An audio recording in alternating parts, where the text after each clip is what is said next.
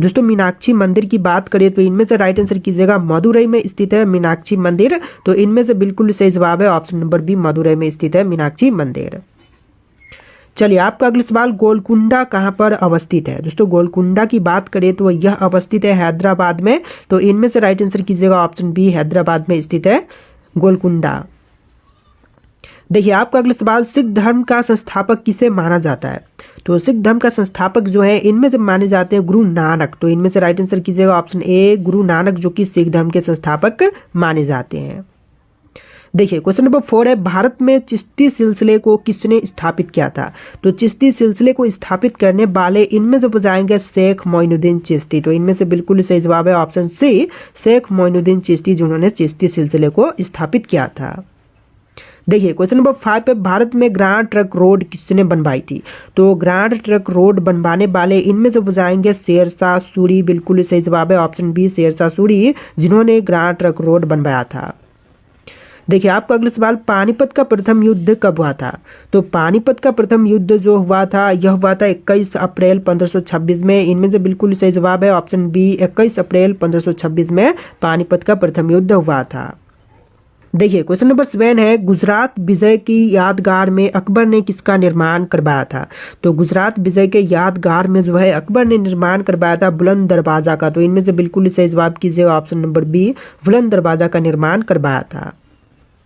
देखिए question number 8 है, मुगल काल की राजभाषा कौन सी थी। तो मुगल काल की राजभाषा इनमें से हो जाएगा फारसी। राइट आंसर है ऑप्शन नंबर डी, फारसी, जो कि मुगल काल की राजभाषा थी। चलिए आपका अगला सवाल, हुमायूं नामा किसने लिखा था। तो हुमायूं नामा के लेखक इनमें से बताएंगे गुलबदन बेगम। तो राइट आंसर कीजिएगा ऑप्शन नंबर ए, गुलबदन बेगम, जो कि हुमायूं नामा की लेखक थी। देखिए क्वेश्चन नंबर 10 है, गुरु अर्जुन देव किसके समकालीन थे।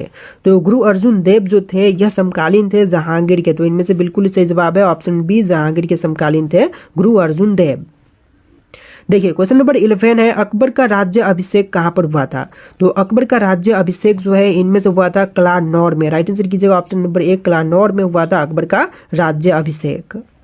देखिए क्वेश्चन नंबर 12 है, मुगल सत्ता की पूर्ण स्थापना हुमायूं ने कब की थी। दोस्तों मुगल सत्ता की पूर्ण स्थापना हुमायूं ने किया था 1555 से लेकर 56 के बीच में। तो यहाँ पर राइट आंसर कीजिएगा ऑप्शन नंबर बी, 1555 से लेकर के 56 के बीच में। देखिए क्वेश्चन नंबर 13 है, पटना को प्रांतीय राजधानी किसने बनाया था। तो पटना को प्रांतीय राजधानी के रूप में स्थापित किया था शेरशाह ने। तो इनमें से राइट आंसर कीजिएगा ऑप्शन नंबर ए, शेरशाह ने। चलिए अगला सवाल, मुमताज महल का असली नाम क्या था। तो मुमताज महल का असली नाम इनमें से हो जाएगा अर्जुमंद बेगम। तो राइट आंसर कीजिएगा ऑप्शन नंबर ए, अर्जुमंद बेगम, जो कि मुमताज महल का असली नाम था। देखिए आपका अगला सवाल, भारत में पहली बार प्राक्कलन समिति का गठन किस वर्ष में किया गया था। तो पहली बार प्राक्कलन समिति का गठन जो है हुआ था 1950 में। तो इनमें से राइट आंसर कीजिएगा ऑप्शन नंबर बी, 1950 में। देखिए आपका अगला सवाल, लोक लेखा समिति में कितने सदस्य होते हैं। तो लोक लेखा समिति में सदस्यों की संख्या होती है टोटल 22। तो यहाँ पर बिल्कुल सही जवाब कीजिएगा ऑप्शन नंबर बी, 22 सदस्य टोटल होते हैं। देखिए आपका अगला सवाल, संविधान के व्याख्या कर और संरक्षण कौन है। तो संविधान के व्याख्या कर और संरक्षण जो है इनमें से बताएंगे भारत का महाधिवक्ता। इनमें से राइट आंसर कीजिएगा ऑप्शन नंबर डी, भारत का महाधिवक्ता। देखिए क्वेश्चन नंबर 18 है, वर्तमान में सर्वोच्च न्यायालय में मुख्य न्यायाधीशों के अतिरिक्त कितने न्यायाधीश का प्रावधान किया गया है। तो मुख्य न्यायाधीशों के अतिरिक्त में टोटल 33 न्यायाधीशों की प्रावधान किया गया है। तो इनमें से राइट आंसर कीजिएगा ऑप्शन नंबर डी, 33 अतिरिक्त न्यायाधीश का प्रावधान किया गया है। देखिए आपका अगला सवाल, भारत के मुख्य न्यायाधीशों की नियुक्ति कौन करता है। तो मुख्य न्यायाधीशों की नियुक्ति जो है इनमें से करते हैं राष्ट्रपति। राइट आंसर कीजिएगा ऑप्शन नंबर ए, राष्ट्रपति, जो कि मुख्य न्यायाधीशों की नियुक्ति करते हैं। देखिए क्वेश्चन नंबर 21 है, सर्वोच्च न्यायालय का न्यायाधीश कितनी आयु तक कार्यरत रहता है। तो सर्वोच्च न्यायालय का जो न्यायाधीश होते हैं यह कार्यरत रहते हैं टोटल 65 वर्ष तक। इनमें से राइट आंसर कीजिएगा ऑप्शन नंबर डी, 65 वर्ष तक। देखिए आपका अगला सवाल, संविधान की व्याख्या करने का अंतिम अधिकार किसे प्राप्त है। तो संविधान की व्याख्या करने का अंतिम अधिकार जो है इनमें से प्राप्त है सर्वोच्च न्यायालय को। तो इनमें से राइट आंसर कीजिएगा ऑप्शन नंबर डी, सर्वोच्च न्यायालय को प्राप्त है अंतिम अधिकार। देखिए क्वेश्चन नंबर 23 है, भारत में सबसे बड़ा अपीलीय न्यायालय कौन सा है? तो सबसे बड़ी अपीलीय न्यायालय जो है इनमें से हो जाएगा उच्चतम न्यायालय। राइट आंसर कीजिएगा ऑप्शन नंबर सी, उच्चतम न्यायालय।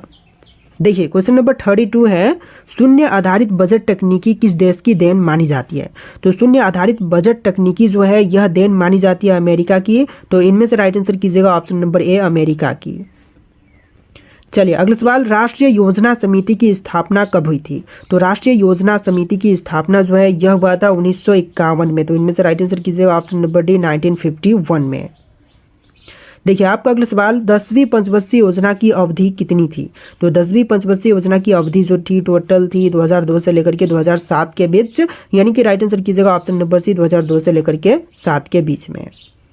देखिए क्वेश्चन नंबर 35 है, अमरनाथ गुफा कहाँ पर स्थित है? दोस्तों अमरनाथ गुफा की बात करें तो यह जम्मू कश्मीर में स्थित है। तो इनमें से राइट आंसर कीजिएगा option number C, Jammu Kashmir में। देखिए क्वेश्चन नंबर 36 है, अमृतसर स्थित स्वर्ण मंदिर किसने बनवाया था? दोस्तों अमृतसर में स्थित स्वर्ण मंदिर बनवाने वाले इनमें से हो जाएंगे अर्जुन देव। तो राइट आंसर कीजिएगा ऑप्शन नंबर ए, अर्जुन देव, जिन्होंने अमृतसर स्थित स्वर्ण मंदिर को बनवाया था। देखिए क्वेश्चन नंबर 37 है, कौन सा मंदिर माउंट आबू पर स्थित है? विमल मंदिर, तेजपाल मंदिर, विश्वनाथ मंदिर या फिर वस्तुपाल मंदिर? तो यहाँ पर बिल्कुल सही जवाब कीजिएगा ऑप्शन नंबर सी, विश्वनाथ मंदिर, जो कि माउंट आबू पर स्थित है। तो इनमें से बिल्कुल सही जवाब कीजिएगा ऑप्शन नंबर सी।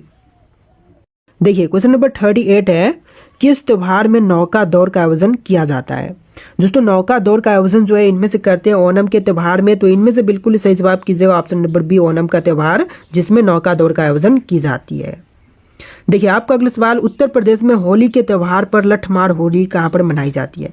तो लठमार होली जो है यह मनाई जाती है बरसाने में। तो इनमें से राइट आंसर कीजिएगा ऑप्शन नंबर बी, बरसाने में लठमार होली मनाई जाती है। देखिए आपका अगला सवाल, भारतीय नाट्य संस्थान कहाँ पर स्थित है? तो भारतीय नाट्य संस्थान जो है इनमें से हो जाएगा नई दिल्ली में। तो इनमें से राइट आंसर कीजिएगा ऑप्शन नंबर ए, नई दिल्ली में भारतीय नाट्य संस्थान स्थित है।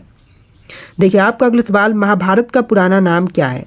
तो महाभारत की जो पुरानी नाम है इनमें से हो जाएगा जय संहिता। राइट आंसर कीजिएगा ऑप्शन नंबर ए, जय संहिता, जो कि बिल्कुल सही जवाब है। देखिए आपका अगला सवाल, किस देश में सबसे ज़्यादा पुलिस है? तो विश्व में सबसे अधिक पुलिस जो है इनमें से हो जाएगा right answer option number B, America देश में विश्व की तुलना में सबसे अधिक पुलिस है। तो राइट आंसर कीजिएगा ऑप्शन नंबर बी। देखिए आपका अगला सवाल, भारत और चीन के बीच की रेखा सीमा कहलाती है क्या? जो भारत और चीन के बीच में सीमा रेखा है यह कहलाएगा मैकमोहन रेखा। तो इनमें से राइट आंसर कीजिएगा ऑप्शन नंबर सी, मैकमोहन रेखा। और पाकिस्तान और इंडिया के बीच में जो सीमा रेखा है उसको कहेंगे रेड क्लिफ रेखा। तो ये भी आप लोग ध्यान में रखिएगा। देखिए आपका अगला सवाल, भारत और पाकिस्तान के बीच की रेखा सीमा कहलाती है? क्वेश्चन अभी मैंने आपको बताया था इसका आंसर, जो कि रेड क्लिफ रेखा, जो कि बिल्कुल सही जवाब है। देखिए क्वेश्चन नंबर 4 है, भारत के राष्ट्रीय गीत गाने की समय अवधि कितनी है? तो राष्ट्रीय गीत की बात यहाँ पर किया गया है। कई लोग यहाँ पर कंफ्यूज होते हैं, राष्ट्रीय गान को राष्ट्रीय गीत से कंपेयर कर देते हैं। देखिए राष्ट्रीय गीत अलग है, राष्ट्रीय गान दोनों अलग अलग होते हैं। तो यहाँ पर राष्ट्रीय गीत गाने की समय अवधि राइट आंसर कीजिएगा 65 सेकेंड। यहाँ पर ऑप्शन नंबर सी बिल्कुल सही जवाब है। और राष्ट्रीय गान गाने की समय अवधि 52 सेकेंड होती है। तो ध्यान में रखिएगा। देखिए क्वेश्चन नंबर 5 है, भारत की उत्तरी सीमा पर स्थित पर्वत है कौन से? जो उत्तरी सीमा पर स्थित पर्वत है इनमें से हो जाएगा हिमालय पर्वत श्रेणी, जो कि उत्तरी सीमा पर स्थित पर्वत है। इनमें से बिल्कुल सही जवाब है ऑप्शन नंबर बी। देखिए क्वेश्चन नंबर 6 है, भारत की सबसे ऊंची चोटी कौन सी है? पर्वत चोटी। तो भारत की जो सबसे ऊंची पर्वत चोटी है इनमें से राइट आंसर कीजिएगा कंचनजंगा, जो कि भारत की सबसे ऊंची पर्वत चोटी है। यहाँ पर आंसर होगा ऑप्शन नंबर ए। देखिए आपका अगला सवाल, भारत की सबसे पुरानी पर्वत श्रृंखला कौन सी है? जो भारत की सबसे पुरानी पर्वत श्रृंखला है इनमें से हो जाएगा अरावली पर्वत श्रृंखला, जो कि भारत की सबसे पुरानी पर्वत श्रृंखला है। ऑप्शन नंबर सी बिल्कुल सही जवाब है। देखिए आपका अगला सवाल, लाल नदी किस देश में बहती है? तो लाल नदी जो है इनमें से बहती है वियतनाम देश में। इनमें से बिल्कुल सही जवाब कीजिएगा ऑप्शन नंबर बी, वियतनाम देश में लाल नदी बहता है। देखिए आपका अगला सवाल, भारत का सर्वाधिक अंगूर उत्पादक राज्य कौन सा है? तो सबसे ज्यादा मात्रा में अंगूर उत्पादन जो है इनमें से करती है महाराष्ट्र। राइट आंसर कीजिएगा ऑप्शन नंबर ए, महाराष्ट्र, जो कि विश्व की तुलना में भारत की तुलना में जितने भी राज्य उनमें सबसे अधिक उत्पादन करती है। देखिए आपका अगला सवाल, भारत का सर्वाधिक कोयला उत्पादक राज्य कौन सा है? तो कोयला उत्पादन में भारत में सबसे पहले नंबर पर है झारखंड। इनमें से राइट आंसर कीजिएगा ऑप्शन नंबर बी झारखंड, जो कि कोयला उत्पादन के क्षेत्र में पहले नंबर पर है। बिल्कुल सही जवाब कीजिएगा। देखिए आपका अगला सवाल, भारतीय मुद्रा का नाम रुपया किसने रखा? तो भारतीय मुद्रा का नाम रुपया रखने वाले हो जाएंगे शेरशाह। इनमें से राइट आंसर कीजिएगा ऑप्शन नंबर ए शेरशाह, जिन्होंने भारतीय मुद्रा का नाम रुपया रखा था। देखिए क्वेश्चन नंबर 12 है, भारत के संविधान को कब अपनाया गया था? तो भारतीय संविधान को अपनाया गया था 26 नवंबर 1949 के दिन। तो इनमें से बिल्कुल सही जवाब कीजिएगा ऑप्शन नंबर बी 26 नवंबर 1949 में। देखिए क्वेश्चन नंबर 13 है, भारत का संविधान कब लागू हुआ था? दोस्तों जो भारत का संविधान है यह लागू हुआ था 26 जनवरी 1950 में। तो इनमें से राइट आंसर कीजिएगा ऑप्शन नंबर बी 26 जनवरी 1950 में भारत का संविधान लागू हुआ था। देखिए आपका अगला सवाल, उगते सूर्य की भूमि किस देश को कहा जाता है? दोस्तों उगते हुए सूर्य की भूमि जो है इनमें से कहते हैं जापान देश को। तो यहाँ पर बिल्कुल सही जवाब कीजिएगा ऑप्शन नंबर बी जापान देश, जो कि उगते हुए सूर्य की भूमि कहलाती है। देखिए आपका अगला सवाल है, नई दिल्ली से पहले भारत की राजधानी कहाँ पर थी?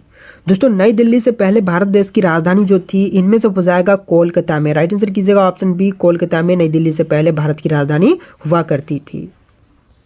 देखिए आपका अगला सवाल, भारत को आज़ादी कब मिली? तो भारत देश जो है आज़ाद हुआ था 15 अगस्त 1947 के दिन। तो इनमें से राइट आंसर कीजिएगा ऑप्शन नंबर ए 15 अगस्त 1947 के दिन।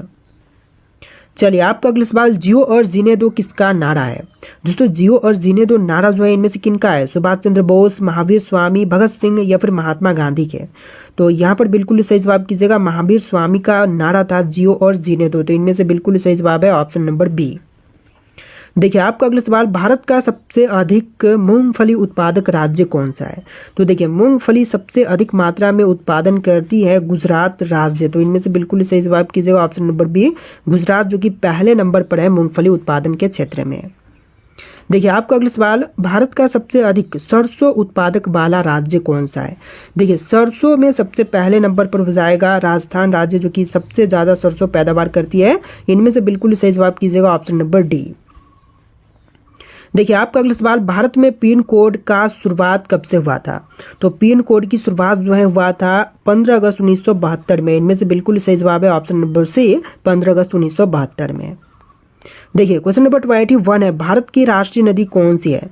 जो भारत देश की राष्ट्रीय नदी है इनमें से हो जाएगा गंगा। राइट आंसर कीजिएगा ऑप्शन नंबर ए गंगा, जो कि भारत देश की राष्ट्रीय नदी है। देखिए आपका अगला सवाल है, हैदराबाद किस नदी के किनारे पर स्थित है? दोस्तों हैदराबाद की बात करें तो यह स्थित है गंगा नदी के किनारे पर। तो इनमें से राइट आंसर कीजिएगा ऑप्शन नंबर बी गंगा के किनारे पर हैदराबाद स्थित है।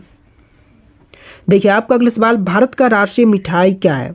दोस्तों जो भारत देश की राष्ट्रीय मिठाई है इनमें से राइट आंसर कीजिएगा जलेबी। जलेबी जो कि भारत का राष्ट्रीय मिठाई है। बिल्कुल सही जवाब है। देखिए क्वेश्चन नंबर 24 है, दोहरा शतक बनाने वाली प्रथम भारतीय महिला क्रिकेटर हैं। तो दोहरा शतक बनाने वाली जो पहली भारतीय महिला थी क्रिकेटर इनमें से हो जाएंगी मिथाली राज। राइट आंसर कीजिएगा option number D Mithali Raj, जो कि आपका बिल्कुल सही जवाब है। चलिए क्वेश्चन नंबर 25 है, भारत का प्रथम कागज रहित समाचार पत्र द न्यूज़ टुडे कब शुरू हुआ था? तो पहला कागज रहित समाचार पत्र द न्यूज़ टुडे जो है इसकी शुरुआत हुआ था 3 जनवरी 2001 को। तो इनमें से राइट आंसर कीजिएगा ऑप्शन नंबर सी 3 जनवरी 2001 को।